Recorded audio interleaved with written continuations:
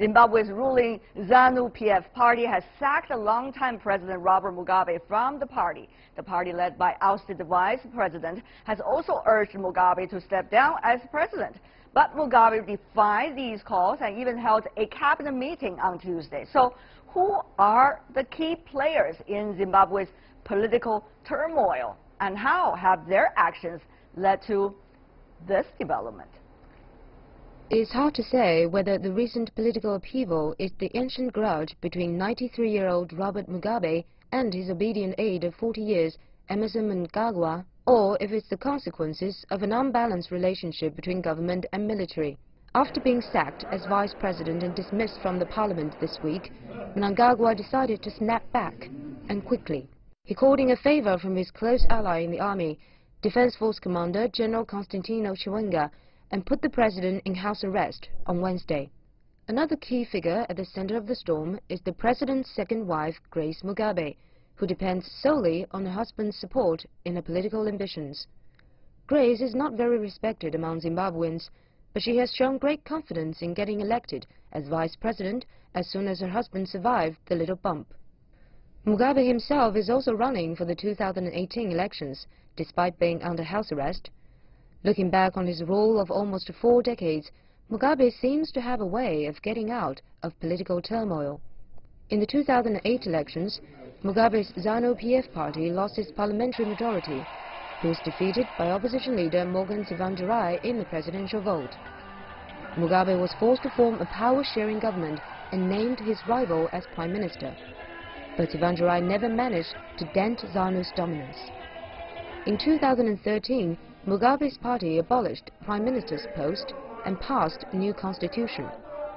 But the recent political crisis has given the opposition hope again, and they are planning to continue their democratic campaigns once Mugabe is out of the picture.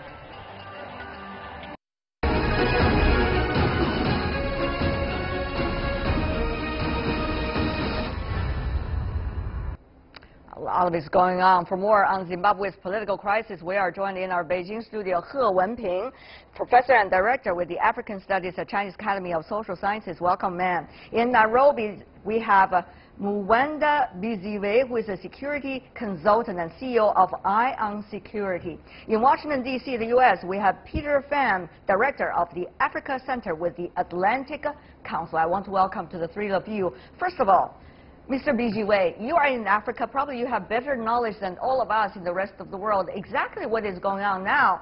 We understand the parliament is already in sitting for a process that might be leading to the impeachment of President Mugabe. Exactly what is going on? Thank you. I'm glad to be here. Greetings to my fellow panelists from China and Washington, D.C. What's going on in Africa, in Zimbabwe particularly right now, is the country got to a point where they needed change. However, President Mugabe, through his wife Grace, decided that the change would come through Grace inheriting presidency from the President Mugabe than from the people of Zimbabwe. And so the military stepped in. However, the military did not step in to mount a military coup. They stepped in, like they said, to arrest the criminals who are subverting the heart and the mind of the president. And I think they targeted the wife Grace and other people. So what's going on in Zimbabwe right now is a kind of a change, but that must be anchored in the constitution. And so I should call it a constitutional change, and we're not calling this a military coup, we're calling it a guardian coup. Well, you might want to call it a guardian coup, but the others might have different interpretation of exactly what the nature of the incident. Therefore, let me go to you, Mr. Pham. There are things that we need to figure out to decide the nature of issues. One is, what is the role of the government, the role of government for Mr. Mugabe, the role of him in the military, and the role of him in his own party. So, Mr. Pham, now his party sacked him. He refused. He is still the president, though, of his country, even though many disagree with him. Thirdly, the military did not refuse to call him the head of the military as he used to be, and he is still today. So what exactly are we talking about here? We're talking about the process has begun, and as my colleague in Nairobi has pointed out, a process to express the will of the people.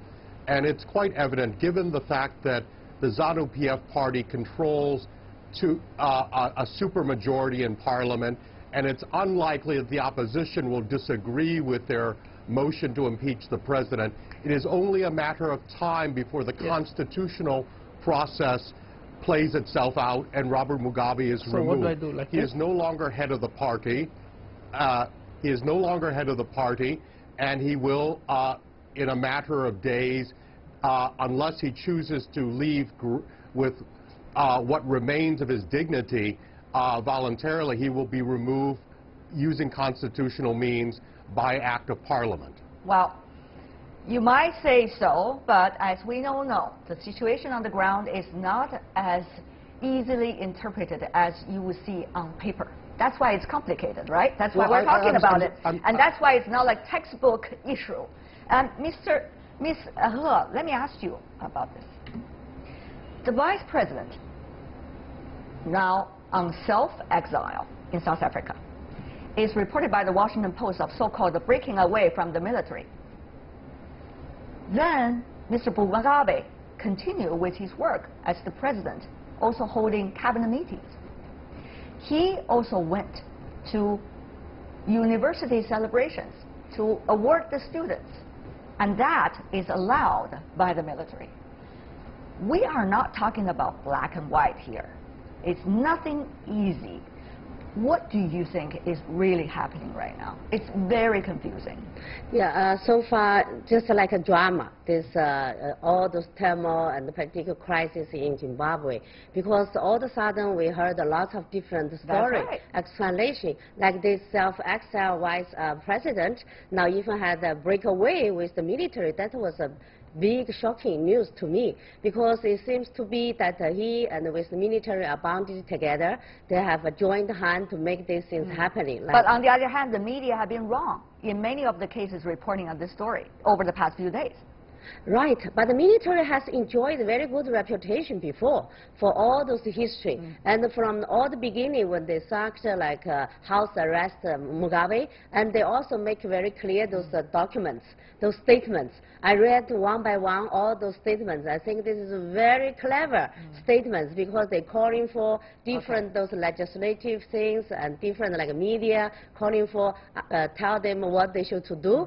So it seems very, you see, it's not an ordinary military coup we have experienced before. So it's very different. It's very different. So the question is, Mr. Mbijiwe, that is, how will Mr. Mugabe remain the president of his country when the military seems to be cornered him, when he's removed from his party as the head of the party, when he's not necessarily cheered as the president of his country? But the thing is, he is still there. So how should we interpret this? First of all, the military of Zimbabwe, like any other military in the world, is supposed to take an unpolitical position, which they call apolitical. They should not take any political position whatsoever. And that's why you see the Zimbabwean military is working this transition very, very carefully. They have to keep it constitutional. They have the power of the bullet. They can force Mugabe to sign that letter of resignation, but they want to be within the constitution. Now, the military of Zimbabwe has also been the same military that was in the regime of President Mugabe the whole time that he was in power. However, the military, like any military in the world, is supposed to keep their hands off politics.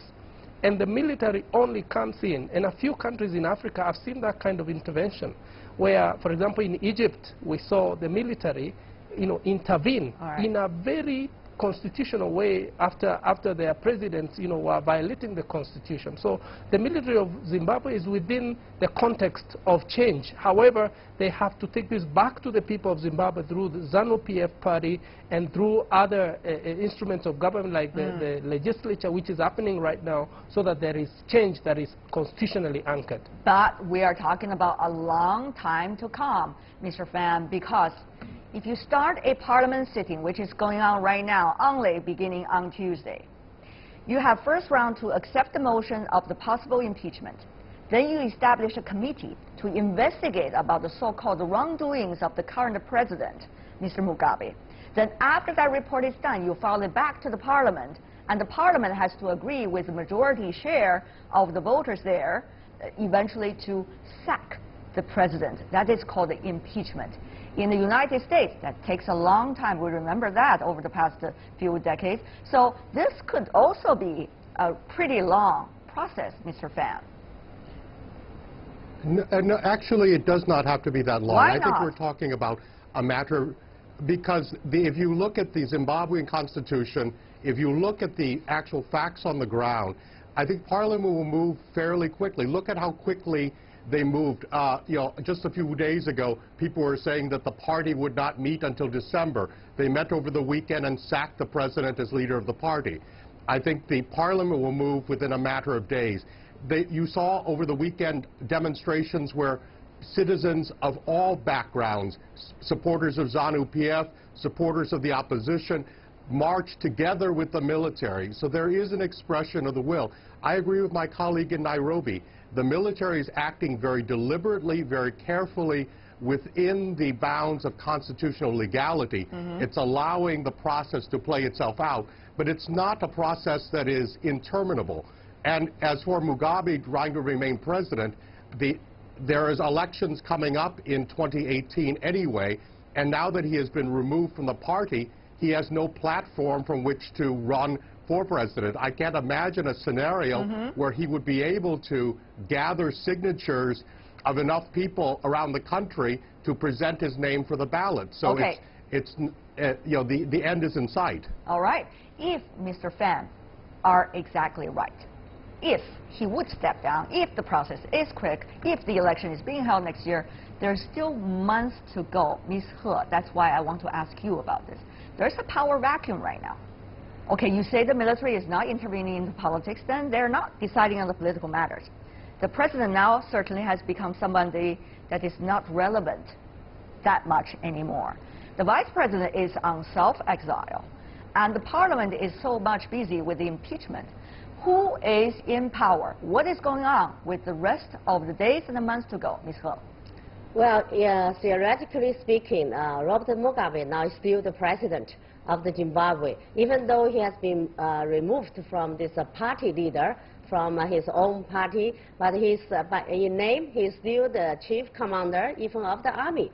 So it's very interesting thing to see. That's why you know, he has been arranged even to join this university ceremony, graduation ceremony, because by name, he's also the president of that university. That's right. So, and also he will be arranged to make another speech, I think in a national, like a party plenary meeting. So it's very funny, but in real sense, of course, his power has been removed completely. Now he cannot make any decision towards any policy in Zimbabwe. So his power now has been taken away by real sense, but those titles are still there. So I think now the real power, of course, is in the military people. Military, because now it's in full charge of all those, like even including the media, the radio, the TV. So all those things now is in the hands of the media. But the media doesn't want to show themselves in the front stage. Yes, military, they don't want to show themselves in the front stage.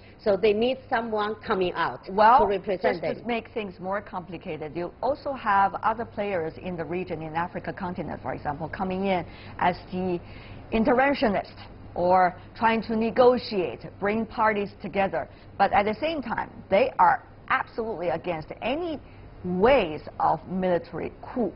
That is just going to be a strong no to that phenomenon. So, Mr. Pham, how should we understand the nature of things, and who will be the important players in determining the future of Zimbabwe? Your view? I think certainly General Constantino Chiwenga, the chief of the defense force in Zimbabwe, is a key player, but also Emmerson Mnangagwa, the former vice president, who is likely to be restored to the president. The Zimbabwean constitution has an unusual particularity that if the president is removed by parliament or resigns, the ruling party, the party that won the last election, has the right to elect, to designate someone to finish that term. One presumes that ZANU-PF will probably designate the former vice president, so it will be a transition to him. But also the opposition will probably play a role. Former Vice President Mnangagwa has excellent relations that he's developed in recent years and cultivated with Morgan Tsvangirai and other key opposition leaders. So I think he will also try to reach out to a broader constituency than just the ZANU-PF.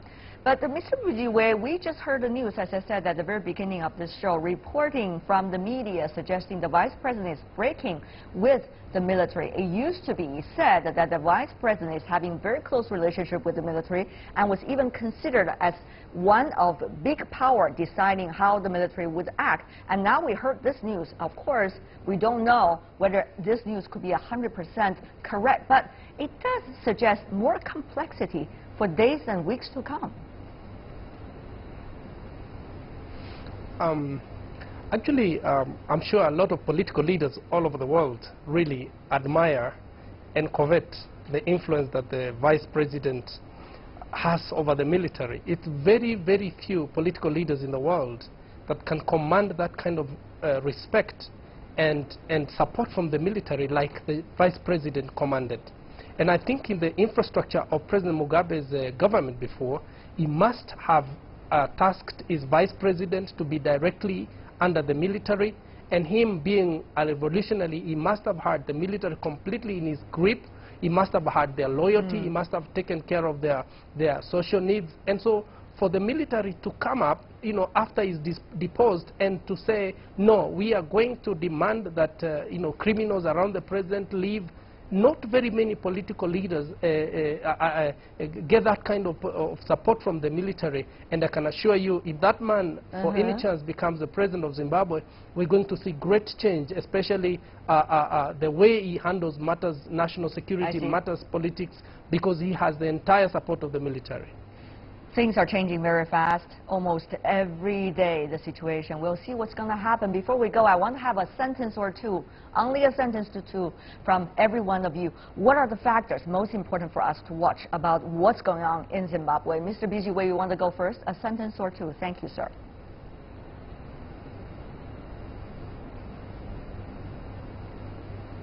Mr. Mbijiwe? Sorry, I missed that part. What to be the deciding factor of Zimbabwe? What to watch for us? Yeah, the deciding factor is the adherence to the constitution of Zimbabwe and how the regional powers, especially the South Africa development partners or the SADC, are going to play into the whole issue. I see. But principally, they must stick to their constitution. Mr. Pham? I think the most important factor after we move past the transition is going to be how the international community engages with the new authorities in Zimbabwe. The country is in a terrible economic situation. The government budget gap is more than 4 times what it was thought. It's in hyperinflation. It needs the engagement of its international partners. Ms. He, for the weeks and possibly months to go. Well, I think maybe don't need such a long time like months, maybe just by counting the weeks, because everything will coming out as soon as possible. Okay, what factors to watch? Yeah, the next watch is the impeachment itself, but I don't think that will be the fundamental issue to decide Mugabe is down or not. Actually, he's down already. All right, Wenping, Mwenda Mbijiwe, Peter Pham, thank you so much for being with us. Really appreciate it.